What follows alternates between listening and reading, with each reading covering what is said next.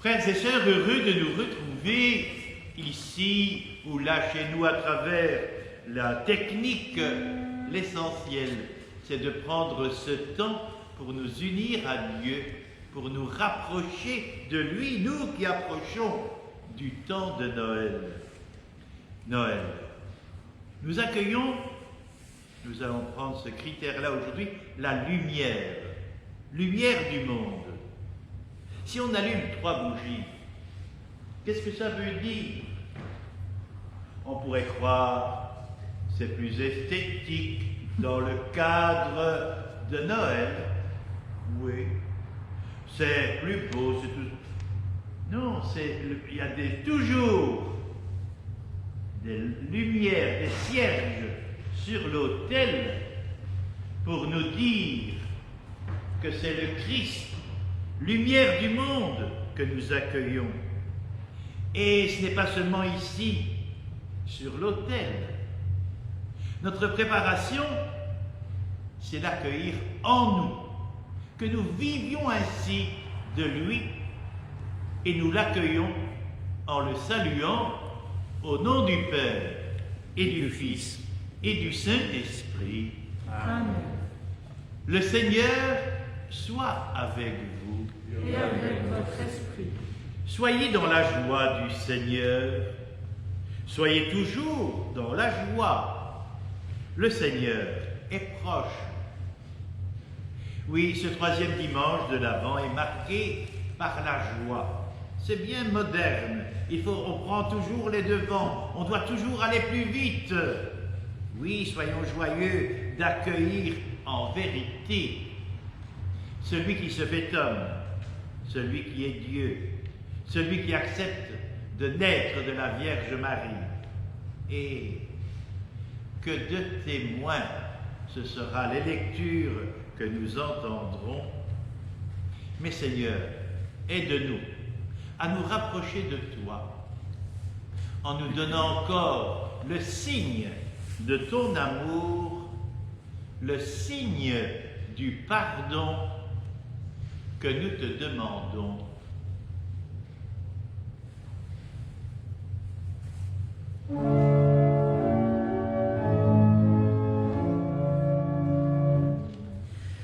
Kyrie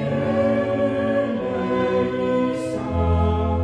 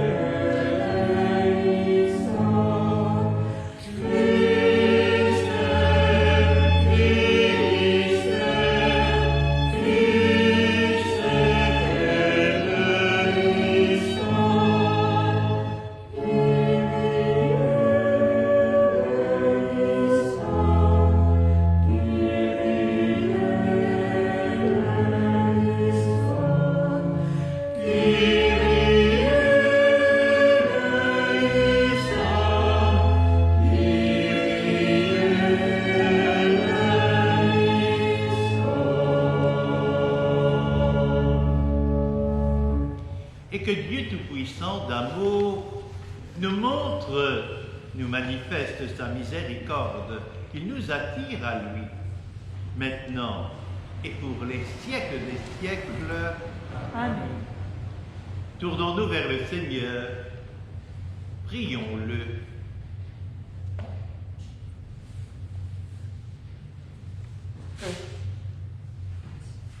Tu le vois, Seigneur, ton peuple se prépare à célébrer la naissance de ton Fils.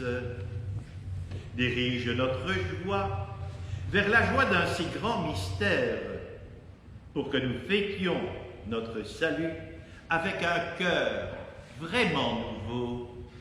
Par Jésus-Christ, ton Fils, notre Seigneur et notre Dieu, qui règne avec toi et le Saint-Esprit, maintenant et pour les siècles des siècles. Amen. Écoutons maintenant la bonne nouvelle que nous proclame le prophète Isaïe.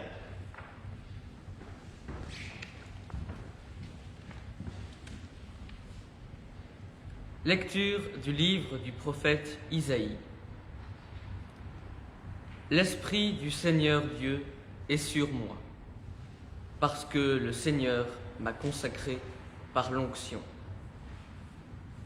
Il m'a envoyé annoncer la bonne nouvelle aux humbles, guérir ceux qui ont le cœur brisé, proclamer aux captifs leur délivrance, aux prisonniers leur libération, proclamer une année de bienfaits accordée par le Seigneur.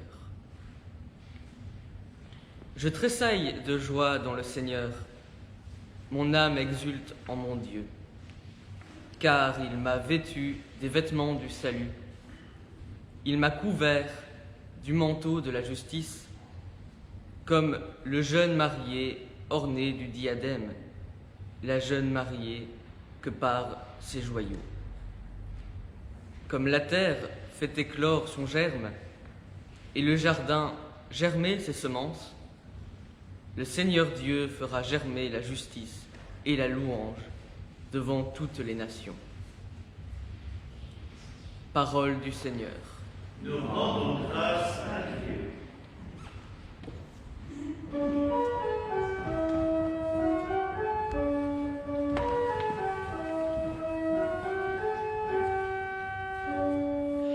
J'exulte de joie en Dieu mon Sauveur, j'exulte de joie en Dieu mon Sauveur.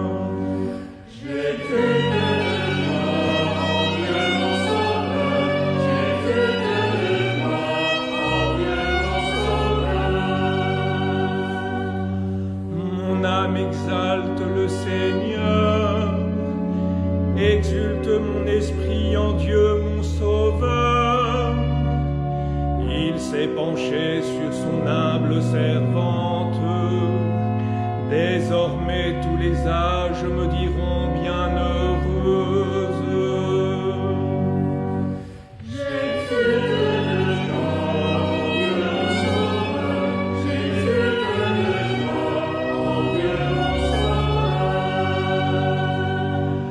Le puissant fit pour moi des merveilles, saint est son nom. Son amour s'étend d'âge en âge sur ceux qui le craignent. J'exulte de joie en Dieu mon Sauveur, j'exulte de joie en Dieu mon Sauveur. Il comble de bien les affamés, renvoie les riches les mains vides. Il relève Israël son serviteur, il se souvient de son amour. J'exulte de joie en Dieu mon Sauveur, j'exulte de joie en Dieu mon Sauveur.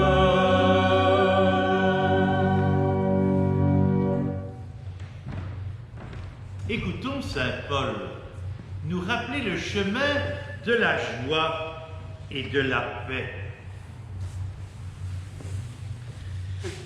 Lecture de la première lettre de saint Paul apôtre aux Thessaloniciens. Frères, soyez toujours dans la joie, priez sans relâche, rendez grâce en toutes circonstances, c'est la volonté de Dieu à votre égard dans le Christ Jésus. N'éteignez pas l'esprit, ne méprisez pas les prophéties, mais discernez la valeur de toute chose. Ce qui est bien, gardez-le.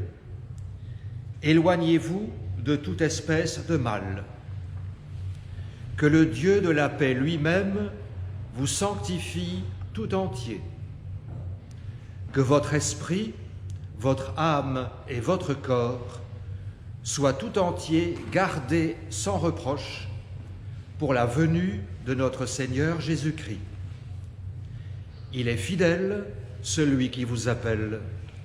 Tout cela, il le fera. Parole du Seigneur. Nous rendons grâce à Dieu.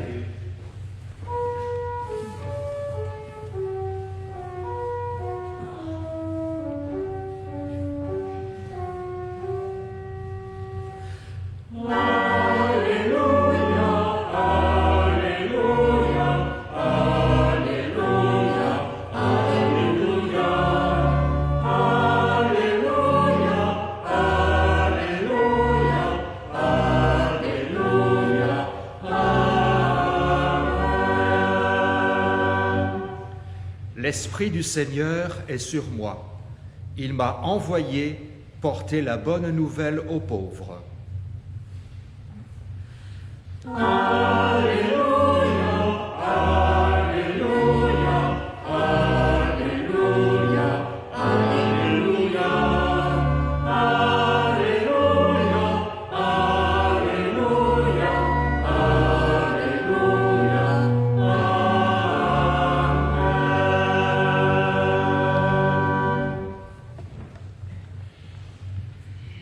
Le Seigneur soit avec vous.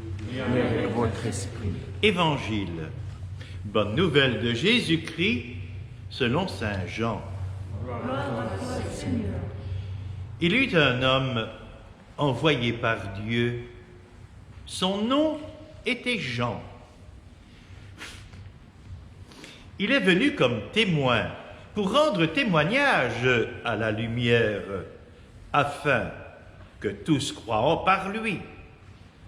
Cet homme n'était pas la lumière, mais il était là pour rendre témoignage à la lumière. Voici le témoignage de Jean, quand les Juifs lui envoyèrent de Jérusalem des prêtres et des Lévites pour lui demander « Qui es-tu » Il ne refusa pas de répondre. Il déclara ouvertement « Je ne suis pas le Christ ». Ils lui demandèrent alors « Qu'en est-il? Es-tu le prophète Élie ?» Il répondit « Je ne le suis pas. Es-tu le prophète annoncé ?» Il répondit « Non. » Alors ils lui dirent « Qui es-tu? Il faut que nous donnions une réponse à ceux qui nous ont envoyés. Que dis-tu sur toi-même » Jean répondit « Je suis la voix de celui qui crie dans le désert. Redressez le chemin du Seigneur, comme a dit le prophète Isaïe. » Or, ils avaient été envoyés de la part des pharisiens. Ils lui posèrent encore cette question. « Pourquoi donc baptises-tu si tu n'es ni le Christ, ni Élie, ni le prophète ?» Jean leur répondit, « Moi, je baptise dans l'eau, mais au milieu de vous se tient celui que vous ne connaissez pas. C'est lui qui vient derrière moi, et je ne suis pas digne de délier la courroie de sa sandale. » Cela s'est passé à Béthanie, de l'autre côté du Jourdain, à l'endroit où Jean baptisait. Acclamons la parole de Dieu. Louange à toi, Seigneur Jésus.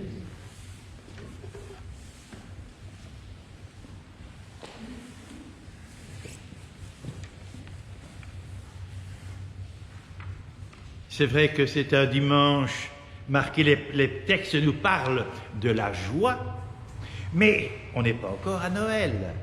Vous voyez, c'est bien moderne, je disais tantôt, il faut toujours qu'on précède, qu'on aille plus vite.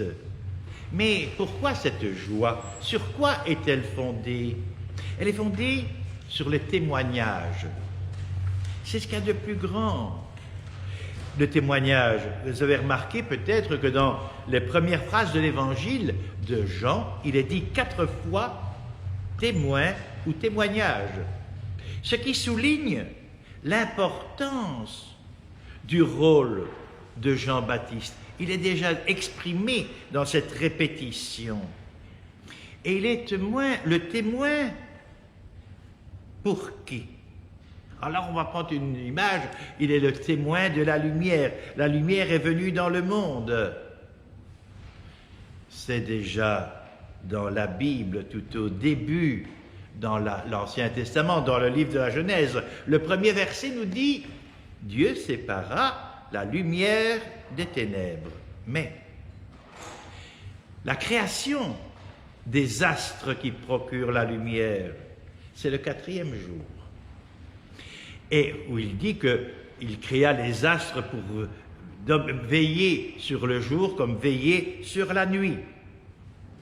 C'est la lumière qui donne la vie.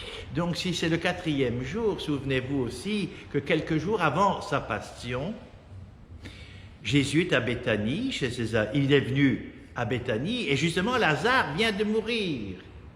Et quand il demande pour le voir et va au tombeau, il dit « roulez la pierre ». Marthe lui dit « surtout pas, il y a déjà 4 jours, il sent ».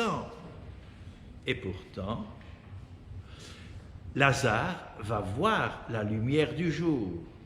Mais bien plus que cette lumière qu'il retrouve, c'est la lumière de la personne du Christ qui est la lumière. Cette lumière venue par Dieu nous désarçonne toujours de la manière dont il l'a réalisée. Nous avons, je ne sais pas si vous le voyez sur la crèche qui est là, l'ébauche. N'allons pas trop vite. Prenons le temps d'à travers ces signes, comme les cierges, c'est nous-mêmes que nous devons préparer. C'est nous-mêmes que nous devons grandir. C'est nous-mêmes qui devons nous rapprocher de Dieu en vivant de lui, de sa parole. Cette lumière, donc, les autorités de Jérusalem contrôlent Dieu.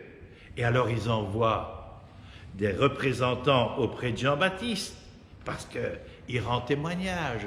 Qui c'est celui-là qui est là-bas au bord du Jourdain, hirsute comme il est habillé, et qui mange des sauterelles, qui est vraiment une vie réelle de prophète. Les foules courent à lui. Ça, c'est étonnant. Et il parle, on entend qu'il parle au nom de Dieu. Et qui est-il? Et c'est ce que lui demandent les envoyés des autorités de Jérusalem. Et Jean-Baptiste répond très, très clairement, « Je ne suis pas le Messie. » Ça peut nous étonner qu'il dise ça, mais non. Vous savez que quand Saint Jean, l'évangéliste Saint Jean, écrit son évangile, on pense que c'est vers la fin des années 80, début 90. Et il y a encore 1 ou 2 communautés qui se revendiquent de Jean-Baptiste comme le Messie. Et leur argument est de dire, mais attention, c'est Jean-Baptiste, c'est pas Jésus qui est le personnage important. C'est Jean-Baptiste parce qu'il l'a baptisé. Bon. Alors là, c'est clair pour ces communautés-là, je ne suis pas le Messie. Je ne suis pas Élie. On dit parfois nous manquons de signes. Mais il y a une telle abondance de signes que nous les simplifions, nous ne les voyons pas toujours. On le déclare que Jean était habillé de poils de chameau. Bon, ça c'est particulier. S'il y avait quelqu'un qui était habillé comme ça aujourd'hui, on le regarderait. Oh, oh, c'est quelqu'un vraiment, hein, qui... On met les critères qu'on veut. Donc, celui qui portait déjà un vêtement en poil de chameau, c'est le prophète Élie. Et la prophétie disait qu'il reviendrait à la fin des temps. C'est pour ça que quand il y a la transfiguration, il est présent pour désigner le Christ qui apparaît éminemment dans toute sa lumière. Sa transfiguration, c'est la lumière. Sa figure était resplendissante et ses vêtements blancs comme neige. Donc, je ne suis pas Élie. Et alors, bon, si on fait référence à d'autres prophètes, je ne suis pas le prophète annoncé. Là, il dit ça de manière générale. Qui est-il alors? Je suis la voix qui crie dans le désert. On connaît l'expression. On est toujours un peu choqué, blessé quand on parle et qu'on n'écoute pas ce que l'on dit et quand c'est quelque chose d'important. C'est pas seulement vis-à-vis des enfants, c'est aussi vis-à-vis des adultes. Qu'est-ce que ça veut dire le désert? Le désert, c'est le lieu où on se débarrasse du superflu. Nous allons préparer Noël, bien sûr. On est triste, il y a des raisons, parce que nous ne pourrons pas le célébrer comme d'habitude. Mais qu'est-ce que nous disons pour Noël? C'est le repas. Et puis, oui, on va mettre un beau paravent, peut-être, hein, qui est de dire, mais c'est en famille, c'est avec les amis, très bien. Mais pour qui? Nous risquons de faire des fêtes pour la fête, pour la consommation. C'est bien. Mais si on pouvait l'enrichir, que c'est pour quelqu'un qui marque notre vie, quelqu'un qui est là. Je vais reprendre cette lumière trop riche, très riche. Il est la lumière de notre vie. Et qu'est-ce qu'il dit le prophète? Comme Isaïe, redresser le chemin.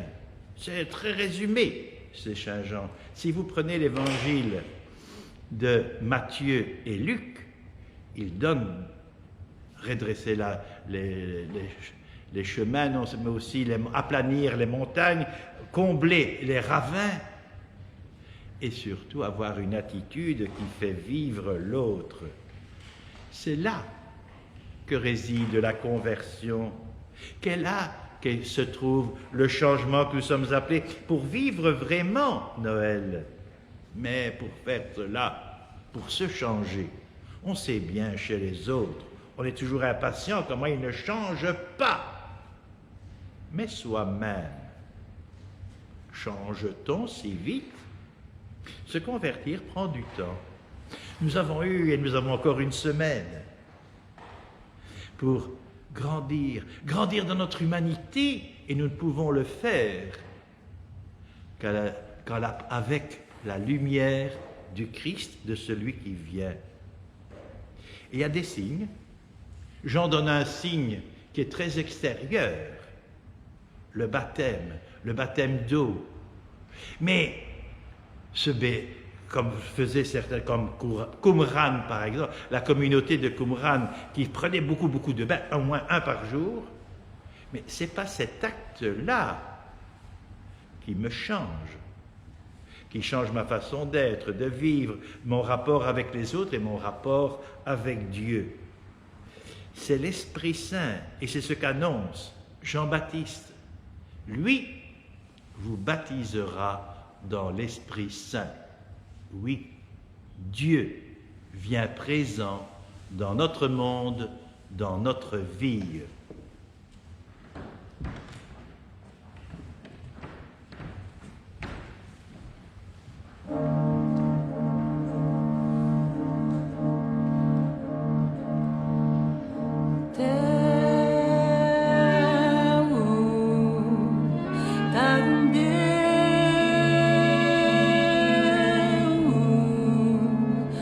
Tandere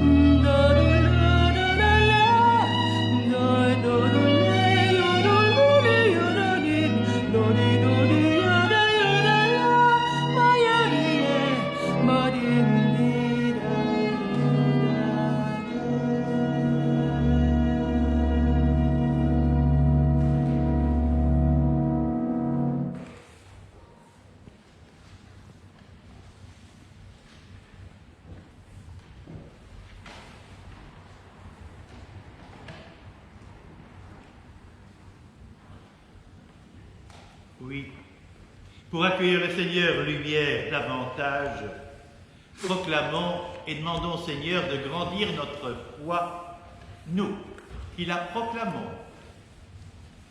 Je crois en Dieu, le Père Tout-Puissant, Créateur du ciel et de la terre, et en Jésus-Christ, son Fils unique, notre Seigneur, qui a été conçu du Saint-Esprit, est né de la Vierge Marie, a souffert sous Ponce Pilate, a été crucifié, est mort et a été enseveli, est descendu aux enfers, le troisième jour est ressuscité des morts, est monté aux cieux, est assis à la droite de Dieu, le Père Tout-Puissant, d'où il viendra juger les vivants et les morts. Je crois en l'Esprit Saint, à la Sainte Église catholique, à la communion des saints, à la rémission des péchés, à la résurrection de la chair, à la vie éternelle. Oui, cette fois, écoutons ces intentions qui nous ouvrent à concrétiser Jésus, lumière du monde autour de nous, unis dans une même attente de la manifestation de Jésus. Prions pour ceux qui attendent quelque joie et pour ceux qui n'attendent plus.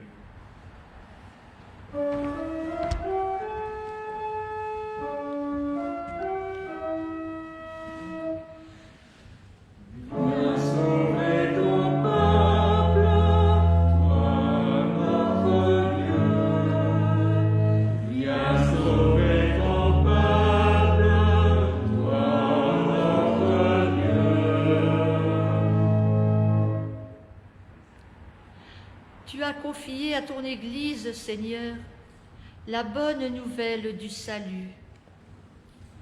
Aide-la aujourd'hui à donner la vraie joie du cœur à notre monde. Alors, Noël saura parler de toi. Nous t'en prions. Viens sauver ton peuple.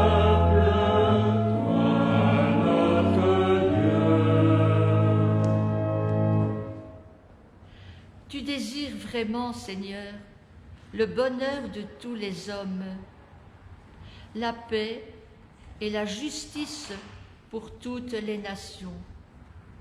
Éclaire les dirigeants de tous les pays. Que la terre reflète ta bonté. Nous t'en prions. Viens sauver ton peuple.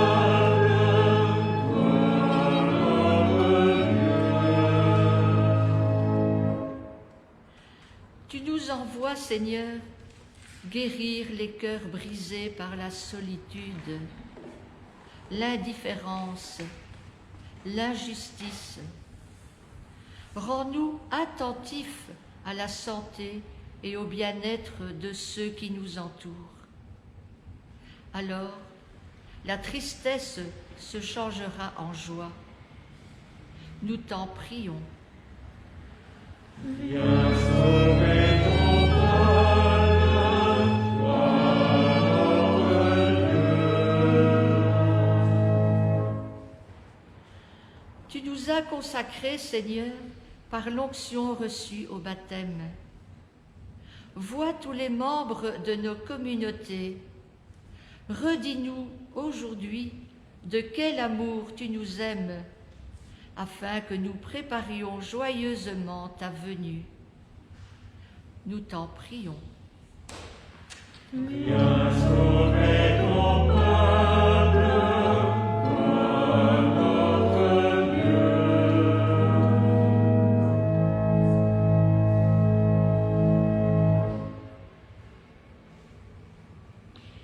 Père, tu es heureux de nous voir vivants et pleins de joie. Accorde-nous de partager cette joie que tu nous donnes par Jésus, le Christ, notre Seigneur. Amen.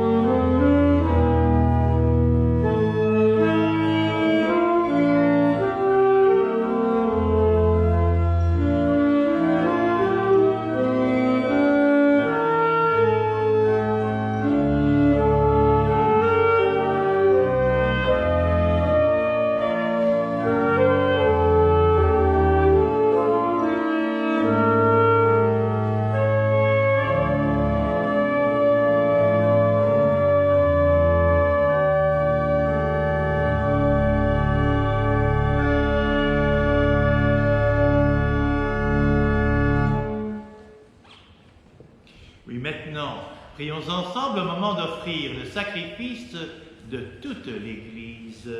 Pour la gloire de Dieu, du salut. Permets, Seigneur, que le sacrifice de nos Eucharisties te soit toujours offert dans ton Église pour accomplir le sacrement que tu nous as donné et pour réaliser la merveille de notre salut. Par Jésus, le Christ, notre Seigneur. Amen. Le Seigneur soit avec vous. Et avec votre esprit. Élevons notre cœur. Nous le tournons vers le Seigneur. Rendons grâce au Seigneur, notre Dieu. Cela est juste et bon. Oui, il est vraiment juste et bon de te rendre gloire ensemble ce matin, de t'offrir notre action de grâce, toujours et en tout lieu, à toi, Père très saint, Dieu éternel et tout-puissant, par le Christ, notre Seigneur. Car il est déjà venu, en prenant la condition des hommes, et pour accomplir l'éternel dessein de ton amour, et nous ouvrir ainsi le chemin du salut. Et il viendra de nouveau revêtu de sa gloire, pour que nous puissions posséder dans la pleine lumière les biens que tu nous as promis et que nous attendons en veillant dans la foi. C'est pourquoi, avec les anges et tous les saints, nous proclamons ta gloire en chantant.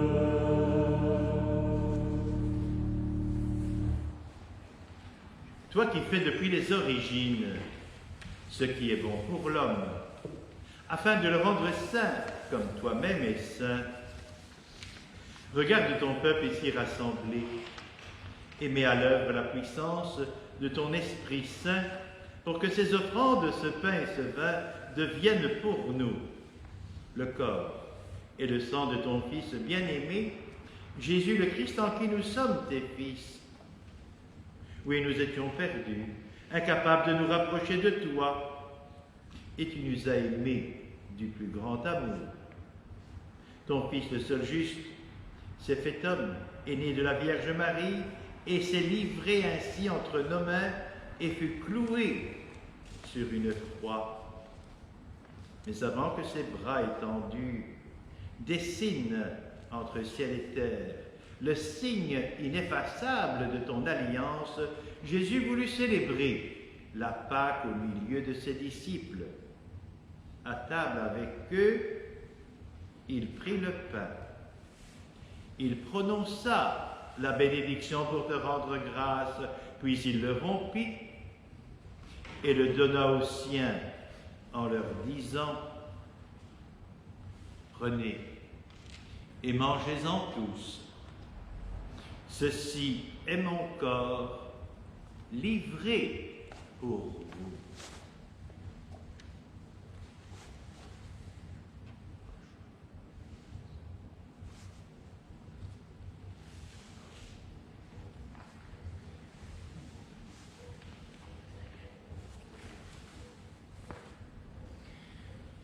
À la fin du dernier repas, sachant qu'il allait tout réconcilier en lui par le sang de sa croix, Jésus prit la coupe remplie de vin, il te rendit grâce encore, et la fait passer aux siens, à ses amis en leur disant « Prenez et buvez-en tous, car ceci est la coupe de mon sang, le sang de l'alliance nouvelle et éternelle qui sera versé pour vous et pour la multitude en rémission des péchés. Vous ferez cela en mémoire de moi. »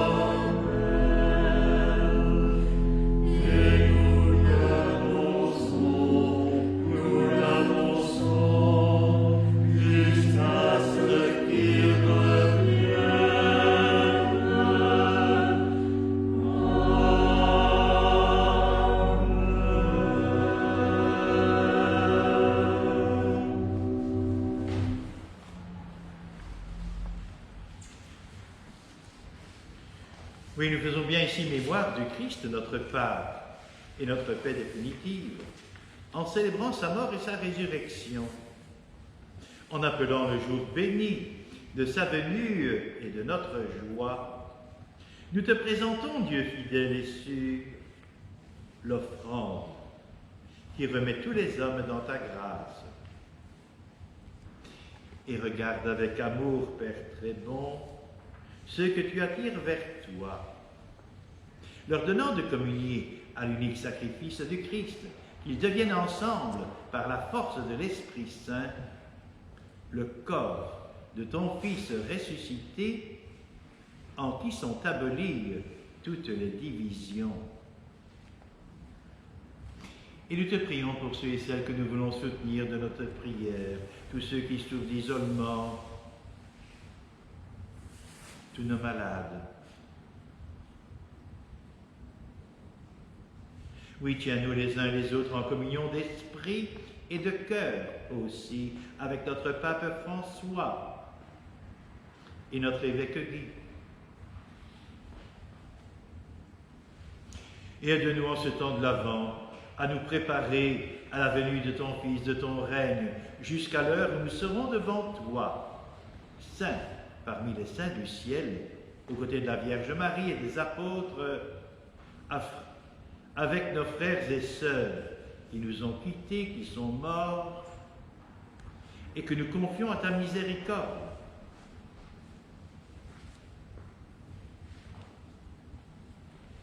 Qu'ils vivent avec toi, qu'ils voient ta lumière. Alors, au cœur de la création nouvelle, enfin libérés de la corruption, nous pourrons chanter vraiment l'action de grâce du Christ à jamais vivant. Par lui, avec lui et en lui.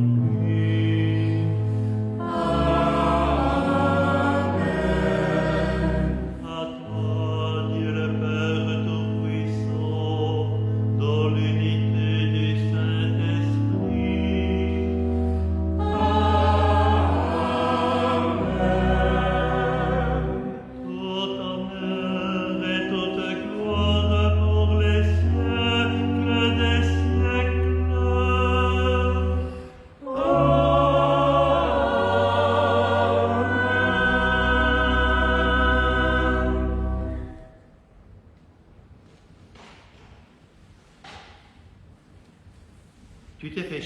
pour que nous puissions te voir, t'entendre, entendre ta prière, et tu nous y invites à la faire nôtre et d'appeler ton Père. Notre Père, qui es aux cieux, que ton nom soit sanctifié, que ton règne vienne, que ta volonté soit faite sur la terre comme au ciel. Donne-nous aujourd'hui notre pain de ce jour. Pardonne-nous nos offenses, comme nous pardonnons aussi à ceux qui nous ont offensés. Et ne nous laisse pas entrer en tentation, mais délivre-nous du mal. Oui, délivre-nous de tout mal, Seigneur, et donne la paix à notre temps. Par ta miséricorde, libère-nous du péché. Rassure-nous devant les difficultés en cette vie où nous espérons le bonheur que tu promets et l'avènement, le retour de Jésus-Christ, notre Sauveur. Car c'est à toi qu'appartiennent le règne, la puissance et la gloire pour les siècles des siècles. Seigneur Jésus-Christ, à tes disciples après ta mort, tu les rejoins vivants, ressuscités, eux qui croient que tu es mort à tout jamais. Et tes premières paroles est de leur dire, comme à nous, même dans ce moment troublé, je vous laisse la paix, je vous donne ma paix. Si il existe une paix immédiate, la paix de Dieu n'a pas de dimension, puisqu'elle est pour l'éternité.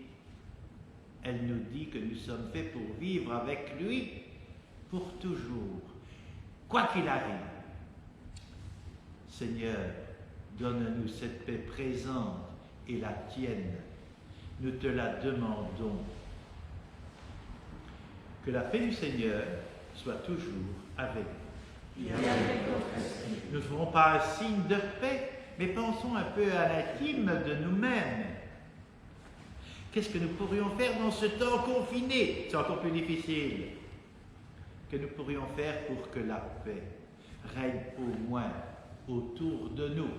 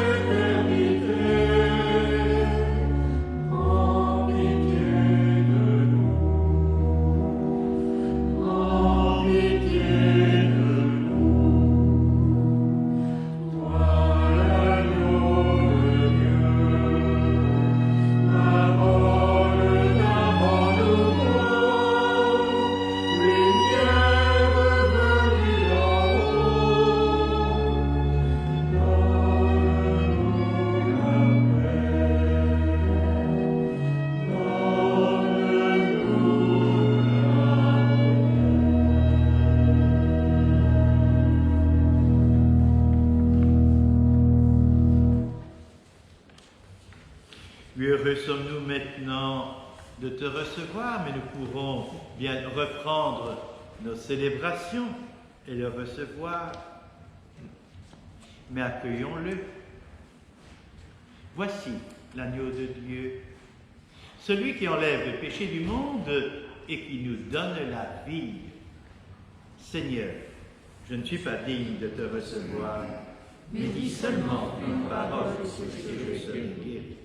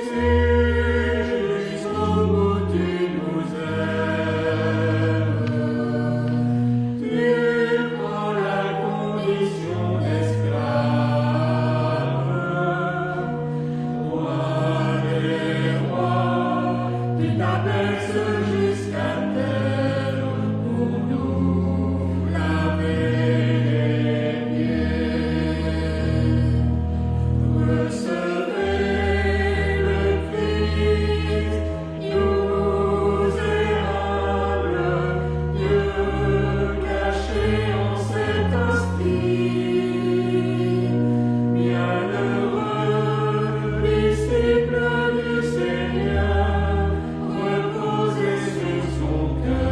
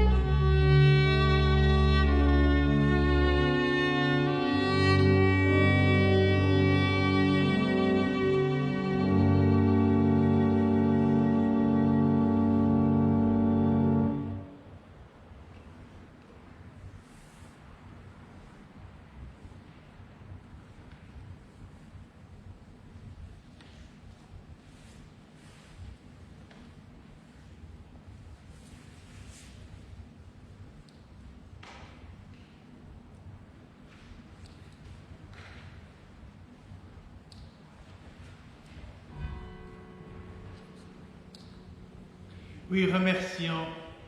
Prions le Seigneur qui est venu jusqu'à nous. Seigneur notre Dieu, nous attendons de ta miséricorde que cette nourriture prise à ton autel nous empêche de céder à nos penchants mauvais et nous prépare aux fêtes qui approchent par Jésus, le Christ notre Seigneur. Amen. Quelques annonces. Tout d'abord, un immense merci à Monsieur l'abbé Liénard d'avoir célébré cette messe.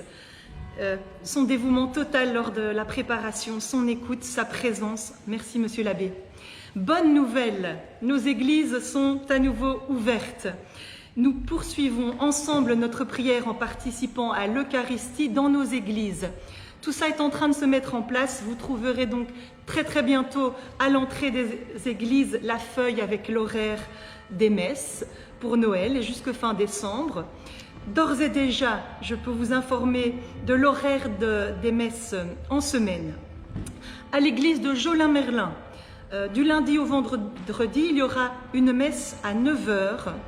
C'est en fait la messe du centre pastoral qui s'installe à Jolin-Merlin, dans l'église de Jolin-Merlin. Pour des raisons sanitaires, il y a plus de place, donc 9h en semaine. Rhume le mardi à 17h30. En l'église de La Plaigne, mercredi et vendredi à 11h30. L'Édin, mercredi à 18h. Église d'Antoin, jeudi et vendredi à 16h. Et à Tintigny, c'est le jeudi à 17h. Pour les messes, donc pour les semaines. Puisque le déconfinement permet à nouveau de célébrer dans nos églises, nous arrêtons momentanément nos célébrations sur Facebook et YouTube.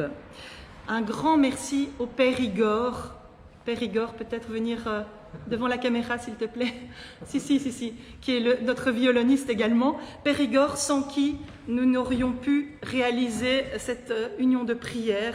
Donc il a vraiment initié, Père Igor, je veux qu'on te voie, il a initié cette expérience qui est vraiment au sein du doyenné d'Antoine une première et qui nous a permis vraiment de rester en unité de prière grâce à la technologie et aux réseaux sociaux. Je vais essayer de remercier le plus possible la famille Chantry pour le volet musical. Ils se reconnaîtront. Tous nos lecteurs, aujourd'hui il y avait Jean-Pierre Noé. On remercie Marie-Françoise Descarpentries qui est présente avec nous et Thérèse de Coninck, non Thérèse qui est présente, pardon, qui ont réalisé une superbe composition lumineuse qui est en l'église de Jolin. Vous pouvez venir l'admirer parce que les églises sont ouvertes. Et de manière plus large, nous voudrions remercier tous les sacristains qui veillent sur nos églises, toutes ces personnes qui installent les crèches, qui décorent, qui font les compositions florales. Un grand merci, cela nous aide à prier. N'oubliez donc pas aussi que les enfants peuvent venir déposer un santon qu'ils auront fabriqué au pied des crèches de toute notre unité pastorale. Merci à tous les auditeurs de Facebook d'avoir prié avec nous. Et d'ores et déjà, au nom de toute notre unité pastorale, bonne fête de la Nativité à tous et une bonne année 2021 déconfinée, je l'espère. Merci. Père Igor, merci.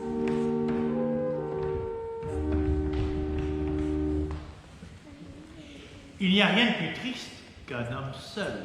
Si j'avais été seul, rien ne se serait produit et passé, et surtout prié ensemble. Nous avons prié ensemble, et avec vous, qui êtes là chez vous, qui nous regardez, à vous toutes et tous, veillez sur vous, mais veillez aussi dans l'attente de celui qui vient, et recevons sa bénédiction. Le Seigneur soit avec vous et avec votre esprit. Que Dieu Tout-Puissant vous bénisse, le Père, le Fils et le Saint-Esprit. Amen. Allez dans la paix du Christ. Et je ne dis pas bonne fête de Noël, c'est toujours trop tôt. C'est un souhait intérieur qui s'exprimera en son temps. Et nous chantons.